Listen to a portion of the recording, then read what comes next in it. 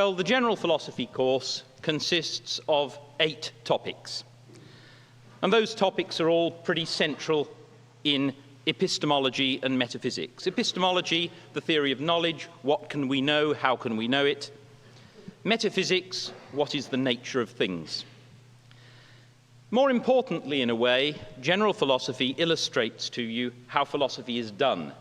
So the importance isn't just the particular topics, it's understanding the discipline of philosophy, how it works, the sorts of considerations that are brought to bear in discussing these topics, and so forth. It makes you a better philosopher thinking about these topics. And it's got some historical focus. You'll find that 7 out of the 8 topics are introduced through literature of the 17th and 18th century. Not a lot. Typically on each of these topics you'll have one reading that goes back to what we call the early modern period. Now, you might wonder why that's so. You came here to study philosophy, not to study history. Why should you be interested in what happened 200 or 300 years ago? Well, the point is that these problems became evident there for a good reason. Certain things were happening in the world. A scientific worldview was largely replacing, or at least augmenting, a predominantly religious view. And a lot of these problems naturally emerged then, and they remain important today. But because the problems emerged then, a lot of the labels that we use when discussing these problems are inevitably historical. If you don't know what Cartesian dualism is, for example, you will be lost in a lot of modern discussions as well as older ones.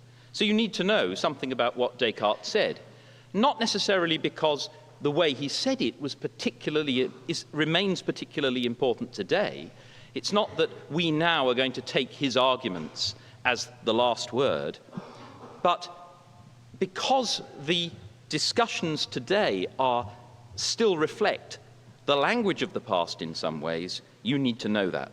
So I've given some examples there of the sorts of labels we get. Okay, another point is, by studying these philosophers of the past, you are studying people who are undoubtedly great thinkers, some of the very greatest thinkers there have ever been. You're certainly not wasting time looking at their work.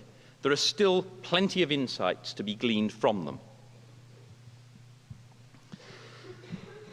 Another point about studying philosophy historically is to do with interconnections between topics.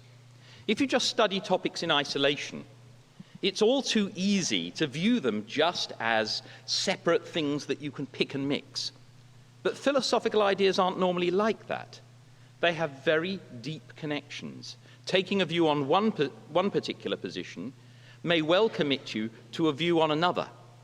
Now, one of the great ways of seeing that is to see the interplay between these ideas in historical figures, to see one great figure arguing against another and understanding how one view impacts on a different one. So we'll see examples of that in what follows. Many of these themes that arose back in the 17th and 18th centuries, as I've said, remain today. So looking at those battles can actually throw a very useful light on modern debates. It is not uncommon to find people debating now in ways that overlook points that were made back then.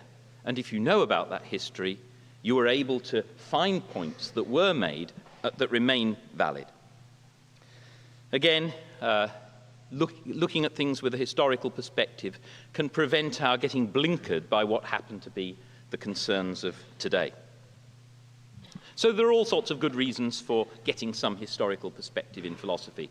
You don't have to be, as it were, an antiquarian in order to get value from this sort of discussion. Okay, here briefly are the topics. I'm not going to say very much about these. You know them from the syllabus: skepticism, knowledge, perception, primary and secondary qualities, induction, free will, mind and body, personal identity. And I've given some notes there of particular big thinkers that we're going to be mentioning as we go through.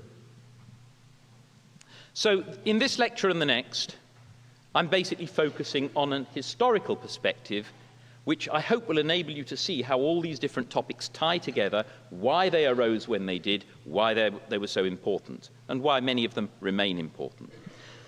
In subsequent lectures, I'll be looking in detail at each of those topics in turn.